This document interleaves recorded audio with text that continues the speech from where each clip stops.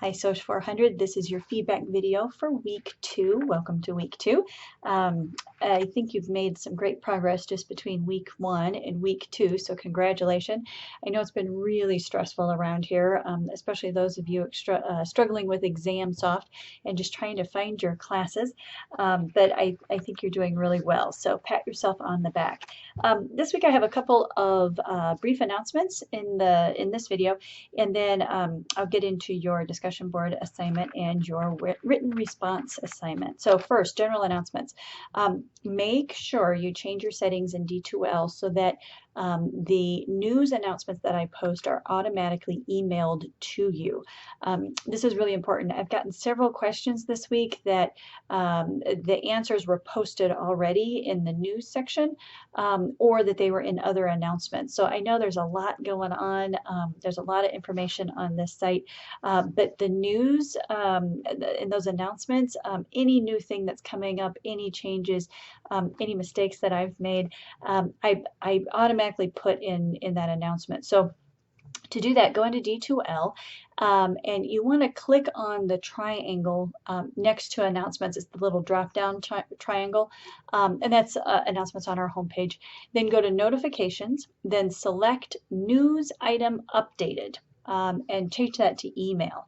And then anything that I update will be automatically sent to you. I send at least 2 emails a week, just telling you when I've posted things, and then there's usually another email or 2 sprinkled throughout that can be very helpful to you. So I would strongly recommend you do that.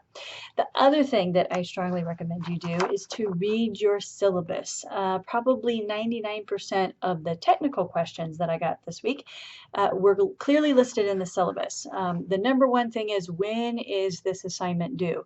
The last 2 pages of the syllabus has every week mapped out and when things are due. Everything is always due at 11:55 p.m. on the day indicated, unless there's something else that I've given you. But you can pretty much rest assured it's right there at 11:55 p.m. So before you ask me the question, make sure you look at the syllabus. It always takes me a little bit to get back to you, and you can have your question right away, or your answer right away then. So, okay, let's get into the discussion board. This week we did the discussion board was American Dream. Sorry, I have to put on my glasses so I can see. American Dream was the discussion board, and this was the one where I posted the questions, and the whole class just responded to them. And I think you guys, man, you really had some good conversations going on, and some very insightful posts. So keep those up. Make sure you follow directions. So some of you started new threads for your comments. And the reason why I wanted you to not start new threads and just to make your responses within my question that was already posted was so that you could read everyone's response to that question. We had some overlap in our responses, and it was because I think either you were careless and you weren't reading the post before, or somebody had started a new thread and you didn't realize it. So make sure you follow the directions. There is a method to my madness and a reason why I have things set up the way I do. But otherwise, it was really good. I appreciated the exchange. Make sure, though, that you're thinking about sociology. This is Sociology 400. And so when you make an observation or a comment, put it into a sociological framework. And I'm going to talk about this more here in just a minute when I get to your written responses. So I'll give more about that in just a minute. But make sure that your comments have a sociological bent to them. So certainly give your insight or your description or whatever it is that you're talking about in your comment, but always include a point about how does this relate to sociology, and be able to describe it in sociological terms, because that's the language that we're using this semester. So discussion board was very good. Your written response this week, the assignment was social problems, which is a great place to start in a class like this, because we're dealing with a lot of social problems that then bubble up in the healthcare system. So my comments about the written responses, again, you are making progress, and this takes time to figure out these assignments. But here are some general ideas that I want you to think about. The first one is you really have to struggle with this material. This is a 300 level class, so the expectations are high. So you can't just skim a couple of the readings and then sit down and write.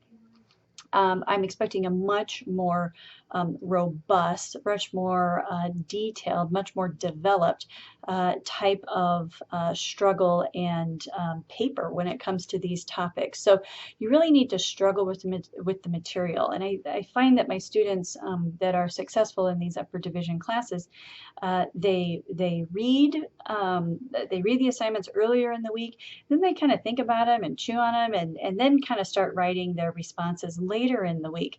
And they might do it in 2 or 3 different settings, because when you're writing about something, or when you're thinking about new material or material that you're not familiar with, it takes your brain a while to process it. The other thing that's good, those of you that are taking other classes, you might be able to draw connections with the material in this class with what's happening in your other classes, what's happening in clinicals, what's happening in your job. Because when you know what the topic is, all of a sudden you begin to look at the world a little bit differently. I relate it to just as soon as you buy a new car, if you buy a new Mustang, all of a sudden you're seeing Mustangs on the road. Or if your cousin starts going to school at Iowa State University, then all of a sudden you're on the lookout for Iowa State gear that other people are wearing. So I suggest that you do that. That'll help your written responses. When I write my comments, I'm certainly mean for them to be constructive, and I've talked about this before. And I'd like to, put in, oh, good job, or this is better. But I don't want you to think that just because I said this is good, that equates to an A+ or an A.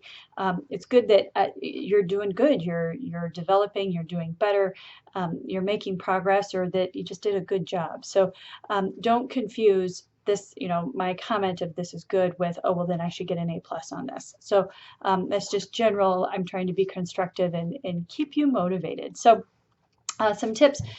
Write these responses like your reader has no idea what you're talking about and is not familiar with sociology, or is not familiar with the specific topic. So this week, that the reader was not familiar with social problems. That will help you articulate some of the basic things.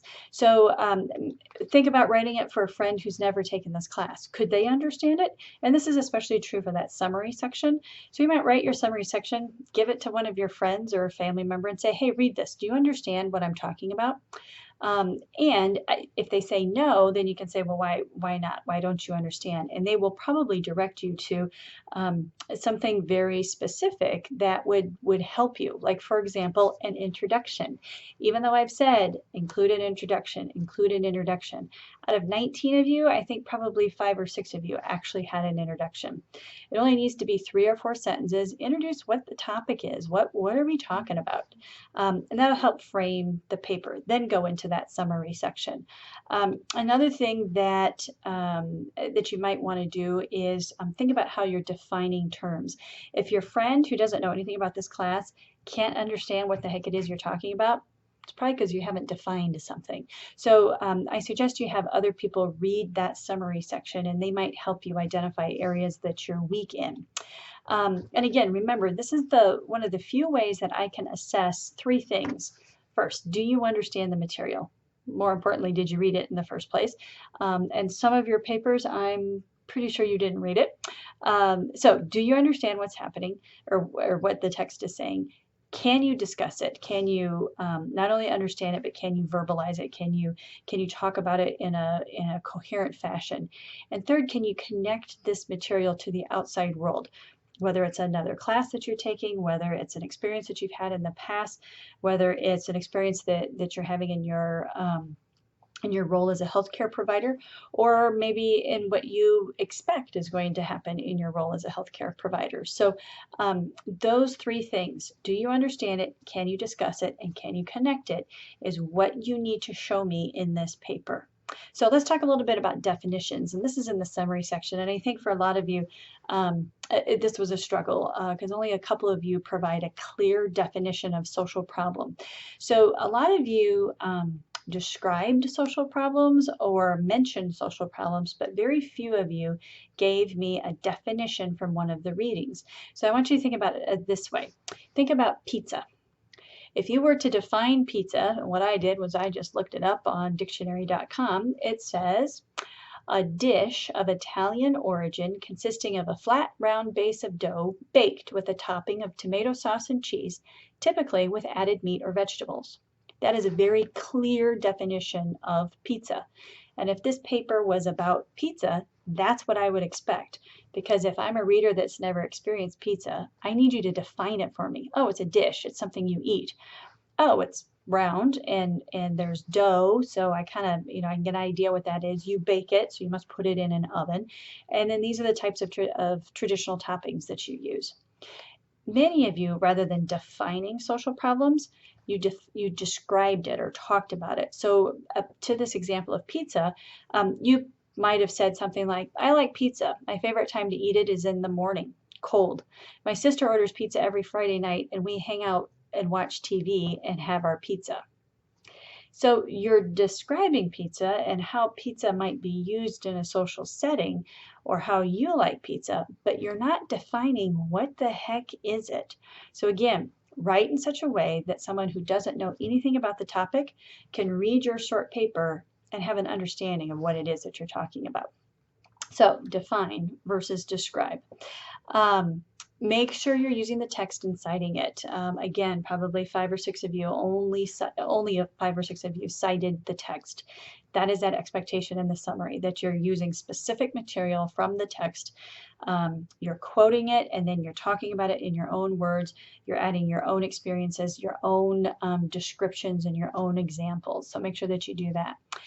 The My Understanding section, some of them are really good, and you're really getting into making those connections. But make sure you dive deep. Don't just stop with something on the surface. So some of you talked about how it's important for healthcare providers to know about social problems so you can be aware of that when you're providing care to a patient. Okay, pretty good argument. But you left it at that. And that was the only thing that you really said. You might have given maybe 2 or 3 different instances when that would be helpful. So that's not really diving deep. That's just kind of a superficial, surface type of discussion. So why do you need to be aware of social problems? Well, so you can give the best care. All right, well, that's pretty good. But what if you can't give the best care? Then what? Or what if you're not aware of social problems? Or what are the types of social problems that you have to deal with when you're working in a hospital here in Peoria? Are those problems different if you are working in a different part of the healthcare system? For example, if you are an EMT or if you are a tech versus if you are a nurse. So push yourself. Think about why. That's that sociological perspective that you need to have for this class. So I'm going to give you another kind of quirky example. Think about the movie Star Wars. You could just say, oh, Star Wars is a story about space. And you'd be right. But that would be a pretty superficial understanding of Star Wars. Another analysis of Star Wars and another way to understand it is that it's really a struggle about good and evil and the importance of power. That's a great sociological setup for a rich discussion about inequality, about roles in society. Do some people have more power than others, and why is that, and who decides? So think about setting up your My Understanding section in a sociological sense. Dive deep. When I say dive deep, it's not about the number of words that you're writing, but it's the quality that you're writing. It's how you're thinking about the material. So dive deep. Put on that sociological imagination and ask why several times. And that, again, is going to take some time. You can't just skim this material and then write something. You got to work with it for a while. You got to think about it. I always say you have to chew on it. Your takeaway sections, much better. Make sure that you include a short conclusion as well. But I think you're getting a little bit better about, okay, how am I going to use this to be a better healthcare professional? So all in all, good work. I'm really pleased. I think you're right where you are, or a little bit ahead of where you should be at this point in the semester. So keep working hard. As always, if you have questions, come see me. Thanks.